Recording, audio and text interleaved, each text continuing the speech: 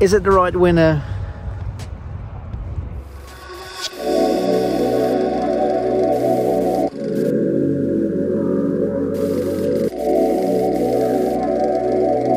Hello and a very posh welcome fresh from Geneva.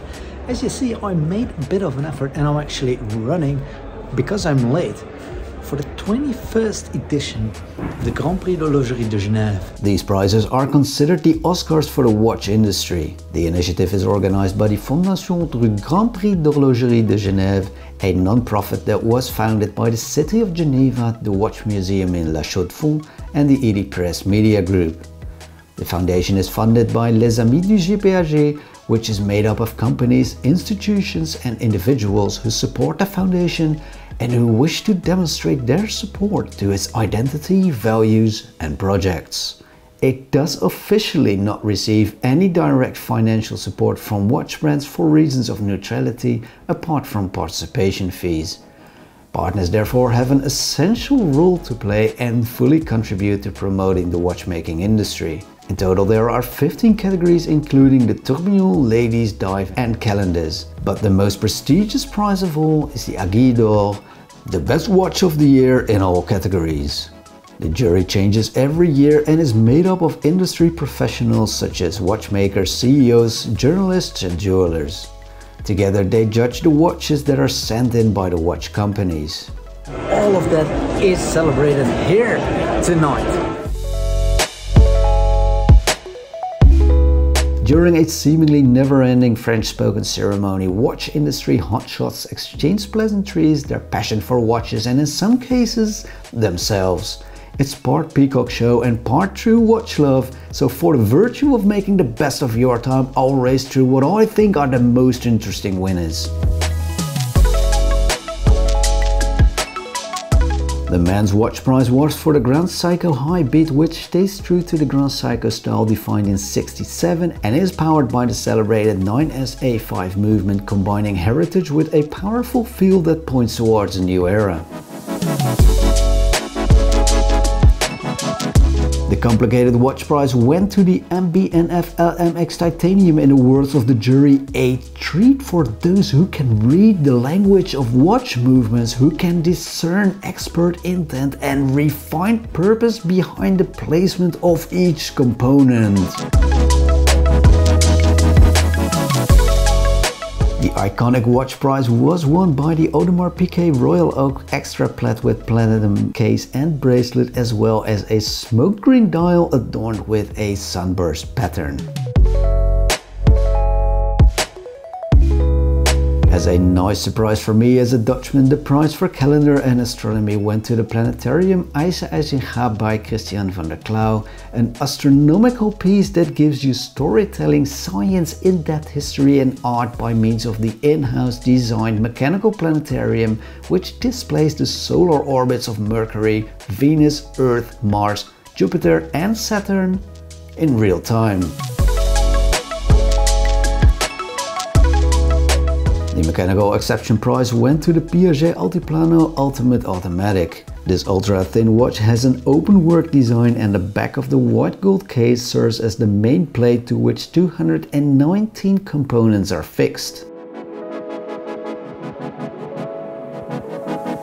The Chronograph prize went to the Zenith Chronomaster, and this descendant of an historic lineage features the new high-frequency El Primero caliber and a sleek, robust and beautifully proportioned steel case with a well-designed tri-compact dial layout.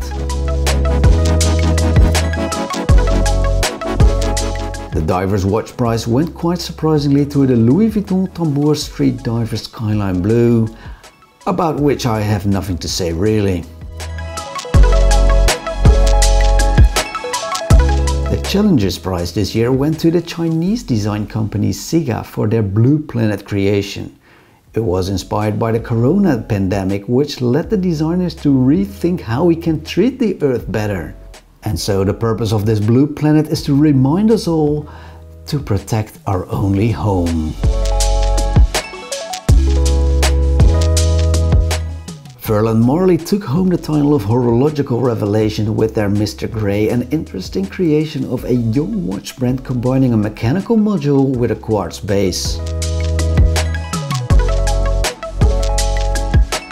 The Petite Aguille is some sort of consolation prize, and it was handed out to the Tudor Black Bay Ceramic, a watch I reviewed earlier this year to much appreciation of myself and you, my viewer. But the main prize, the Aguille d'Or 2021, went to the Bulgari Octo Finissimo Perpetual Calendar. This is the slimmest perpetual calendar in the world and was designed to find the limits of fine watchmaking, a quest that began in 2013 and involved rewriting traditional watch rules based on modern design codes.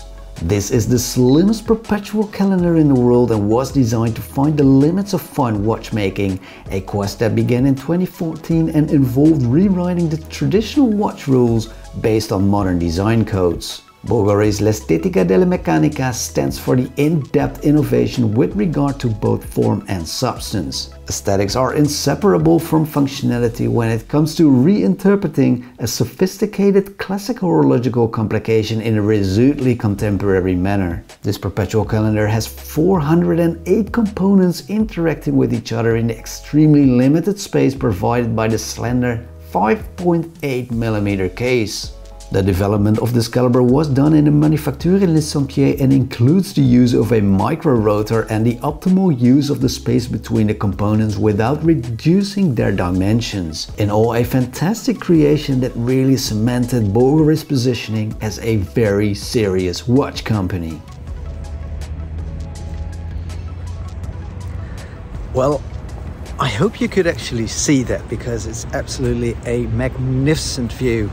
It is the Mont Blanc mountains standing proudly close to the shores of Lake Geneva. So sorry for doing this stand-up the next morning. I got a little bit taken away by the party vibes yesterday, and it was a nice party. So some final thoughts. Is it the right winner?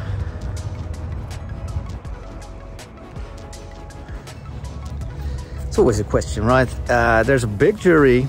They say that jury can't be bought. Well, let's take their word for it. There's also a lot of prizes. It's very interesting to see a Japanese brand up there and even a Chinese brand. I didn't see that one coming. The Furlan Marri, that's a very interesting watch as well. I think I should do a review on that soon. But generally speaking, it's very nice to see the watch world celebrate its own know-how.